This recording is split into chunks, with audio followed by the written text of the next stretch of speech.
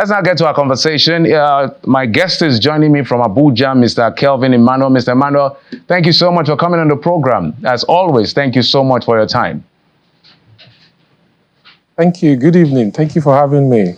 You have a huge responsibility to, as quickly as possible, look at what is going on in Nigeria. There's a slang on the street that the Christmas is not Christmasing, looking at the inflation numbers on 28%. So maybe begin to address that first on the state of the economy.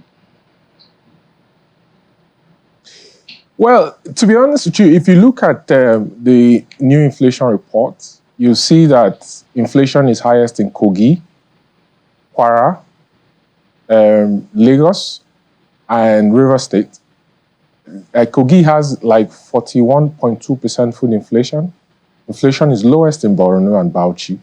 Food inflation, I mean. And the national average for food inflation is anywhere around 32.8%. And that's an increase from 31.3% in the month of November. And if you look at the headline inflation, it's actually highest in Kogi still.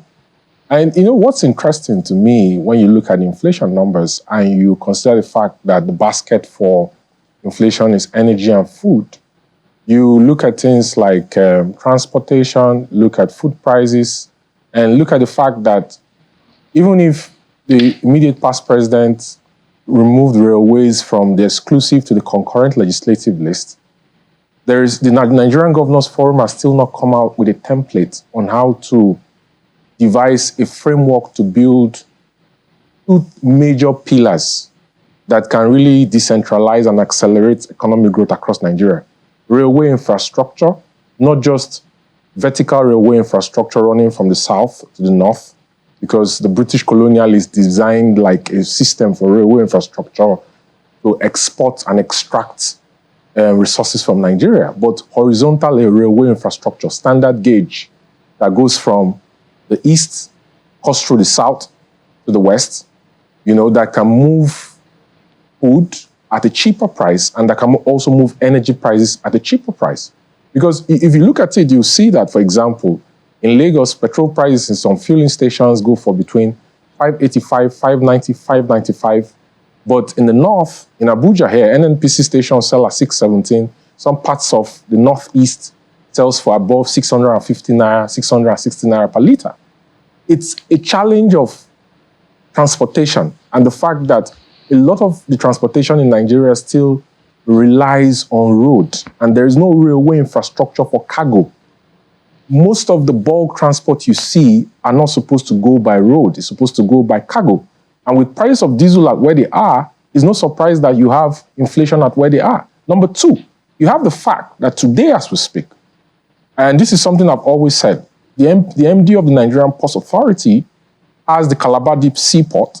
It has a channel draft of 6 meters because sand has washed up to the ports and Panamax ships cannot dock and they have to dock at the jetty mid-water and then bring in goods.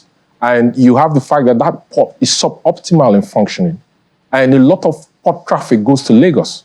So you have the Tinkan, you have Apapa, you have Lekki Deep Seaport, but you don't have activity in the southeast and the south-south, the eastern maritime flank. E&P, Port Harcourt Seaport, or Nest Deep Seaport, is designated as exploration and production. And the port categorization makes it more expensive for you to bring in other products apart from oil and gas, whether you're taking out or bringing in through that port. So you need a holistic plan and framework for, number one, for transportation through railway infrastructure and for port operations across Nigeria. And I'll tell you what, when Jonathan was president, he commissioned NIWA, Nigerian Inland Waterways Authority, to dredge the River Niger and see the possibility, create the feasibility of possibly building a seaport into Lokoja. And anytime I bring up this topic, people are always like, what is the feasibility? The Jebel Ali Seaport was dredged. The Egyptians are now dredging, creating irrigation in a desert to increase the agricultural production and reduce food inflation in Egypt. So when Nigerians say that it's impossible to create and build a seaport in the north to serve 19 northern states in north central, northeast, and northwest, I don't know what you're talking about. For you to address inflation in Nigeria, it's both a supply side issue a fiscal issue and a monetary issue. You have the fact that today, as we speak, there is scarcity of naira notes across Nigeria. And the reason for that is because the Central Bank of Nigeria has increased its activities on using open money market operations to mop up cash and liquidity from the banking system. Okay. Because supply of cash is somewhere around 36%. You know, right. that alone cannot solve the problem of inflation in Nigeria. Mr. Manuel, Mr. Kel, let's so that we can accommodate as much things as possible. I had to, when you mentioned Ministry of Transport, I had to look up the appropriation bill, 80 billion appropriated for it. And what you're saying in essence is maybe factor reasons that will eventually affect cost of production and all of that. So my natural question will be, when you look at the spending limit provided by the president, 27.5 billion, given the challenges you raised, do you see that budget revamping the economy? I don't see the budget revamping the economy. I mentioned yesterday when we spoke about the budget, I told you, I said, when you look at that budget, you see that the recurrent expenditure is very high, 9.9 trillion. The debt servicing is actually higher than the capital expenditure.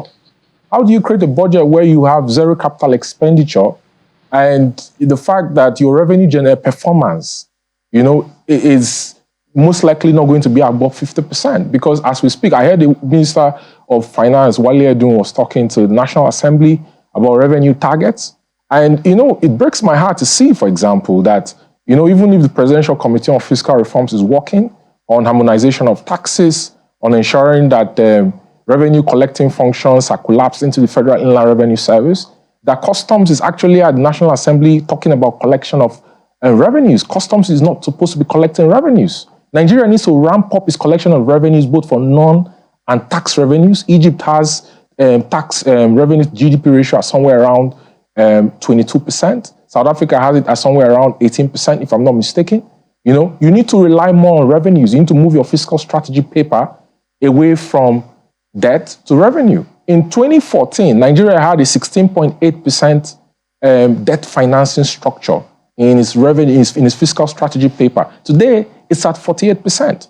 In 2024, the Nigerian government is going to have to pay $1.2 billion in terms of debt servicing and refinancing costs to Eurobond creditors. You have different kinds of creditors in the Nigerian government. You have bilateral partners, you have Eurobond creditors, you have multilateral development banks, and then you have the domestic side, you have treasury bills, you have treasury government bonds, and all kinds of sukuk and the rest of that. Mr. Manuel, sorry. I'm so sorry. I want to squeeze in one question so that I don't cut you again. But you have barely, maybe 30 seconds to wrap this up, because I understand we need to go on this particular one. So do you expect the National Assembly to review the budget upwards or downwards, in your view, if you were to ask them if they were to ask you that straight question? Do I expect the National Assembly to review the budget upwards? There's a revenue generation problem in Nigeria. Where are they going to raise 7.8 trillion naira? Yesterday I was trying to explain to you that the government needs to work at its government-owned enterprises to raise revenue. If you don't raise revenue and if you can't borrow money because your debt financing costs are high, how do you fund the budget projections you have? The DG of Budget Office is talking about the fact that when you look at the per capita of the entire budget size, it's still low compared to the fact that Nigeria is 219 million. And the question I have for the DG of the Budget Office is, what's your budget performance in terms of revenue? How are you going to fund 27.5 trillion? It's very good to talk about the estimates on expenditure. The question is, how are you going to finance it? That's maybe we'll leave it at that question and begin to poke further to see what answers they will get. People like you are there to make sure these questions are asked so that we have a robust economy, because the president has said 10 years, 1 trillion naira, $1 trillion economy. Let's see how that plays out, which you disagree with, giving 3.6 as his first full year of budgeting. But thank you so much, Mr. Kelvin Emmanuel, an economist joining us from Abuja studios. Thank you so much, sir. Thank you for having me. As always, a pleasure.